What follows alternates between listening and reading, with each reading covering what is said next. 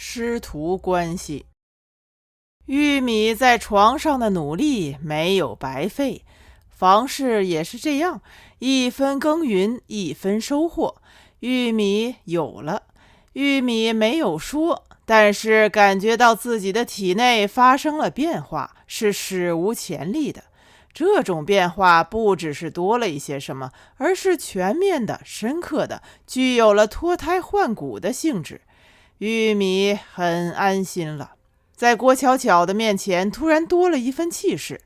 当然，这股子气势玉米并没有表现出来，尤其没有放在脸上，反而放到肚子里去了，变成了大度沉着和自如。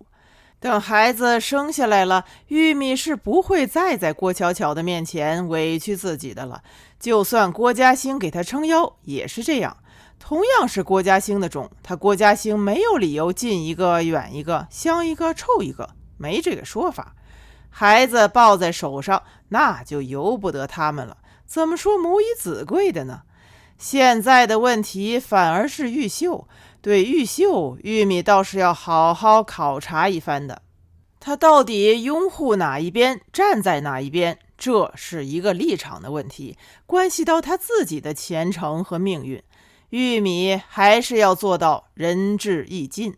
玉米的考察却很意外，玉秀却有了新动向了。这丫头现在不怎么在家里头待，动不动就要往外面跑，主要是下午。玉米知道这个小婊子耐不住的。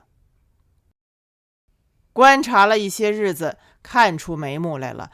玉秀一闲下来就要窜到机关的会计室里，和唐会计又热乎上了。唐会计是一个40开外的女同志，不过机关里的老少还是叫她小唐。小唐的皮肤很白，长了一张胖脸，这样的脸天生就四季如春，像风中盛开的向日葵，随时都可以笑脸相迎的样子，很讨喜的。玉秀对小唐的称呼也很有意思，也喊她小唐，却叫她小唐阿姨，既懂事又不拿自己见外。玉秀和小唐热乎什么呢？玉米特地追究过一次，故意拐到会计室的窗前，有了新发现了。玉秀和唐会计的面前各自放了半个西瓜，正用回形针挑着吃。西瓜籽也没有舍得扔掉，归拢在玻璃台板上。他们边吃边说，边说边笑，动静很小。虽说没有人，还是保持着一种耳语的状态，看得出关系私密，不一般了。玉秀背对着窗户，一点都没有发现玉米的眼神有多警惕。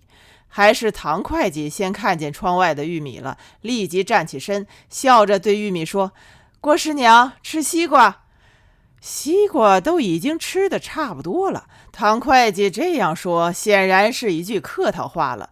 不过玉米并没有觉得唐会计虚情假意，相反心情陡然好了。原来机关大院里的人背地里都喊玉米郭师娘呢。玉米原先是不知道的，这样的称呼很见涵养了。水涨船高，玉米自然就有了摇身一变的感觉。玉米也笑起来，关照玉秀说：“玉秀，什么时候带小唐到家里头坐坐？”玉米对自己的这句话相当的满意，觉得这句话说出了身份，只有郭师娘才能够说得出。小唐对这句话显然是受宠若惊了，一边笑一边用舌头处理嘴里的西瓜籽，脸上笑得相当乱。玉米在回头的路上想，怪不得这几天厨房里有炒瓜子的气味，原来是这儿来的。炒完了，玉秀好再一次跑到唐会计那边去，边嗑边聊，是这么一回事了。看起来玉秀这丫头真是一只四爪白的猫，不请自到，家家熟呢。玉秀这丫头活络得很，又头绪得很，这才几天，已经在机关大院里四处生根了。照这样下去，她这个做姐姐的还有什么用？哪里还能压得住她？这么一想，玉米不免有了几分的担忧，得小心了。玉米的分析可以说抓住了要害了。玉秀在小唐那里实在不是嗑瓜子拉家常，而是有着深远的谋划。玉秀想学手艺，想把小唐阿姨的那一手算盘学到手，学好了做什么，玉秀还是很盲目的，到时候再说，毕竟一样手艺一样路，玉秀得为自己打算了。依靠玉米绝对是靠不住的，玉秀也不想靠玉米了。玉秀原计划不想和小唐把自己的想法挑明了的，怕传到玉米的耳朵里，玉米是不会成全他的。玉秀只想偷偷的看，偷偷的学。玉秀有这样的自信，以往玉秀织毛线也是这样的，平针、上下针、元宝针、螺纹针、阿尔巴尼亚针，玉秀也没有专门学过，只是静下心来，偷偷的看几眼也会了。手艺出来了，还能胜出别人的一筹。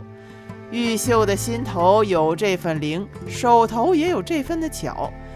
然而算盘到底不一样，玉秀看了一些日子了，光听见响声看不出名堂。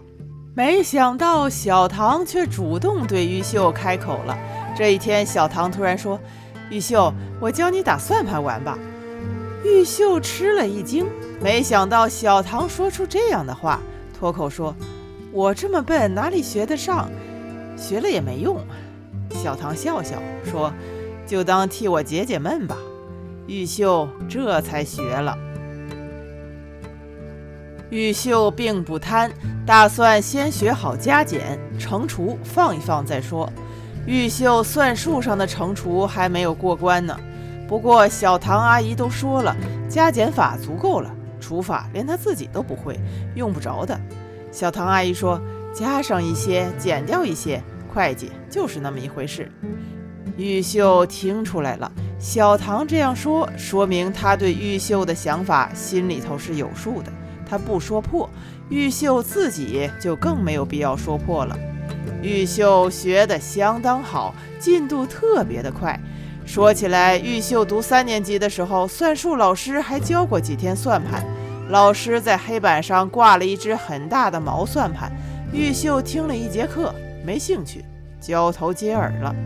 玉秀想，看来学东西还是要有目的性，有了目的，兴趣就有了。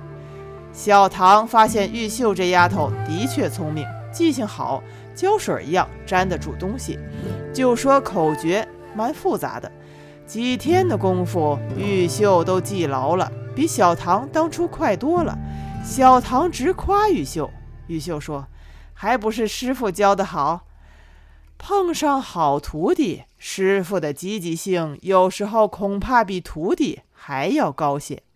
小唐让玉秀每天来，一天不来，小唐还故意弄出很失落的样子。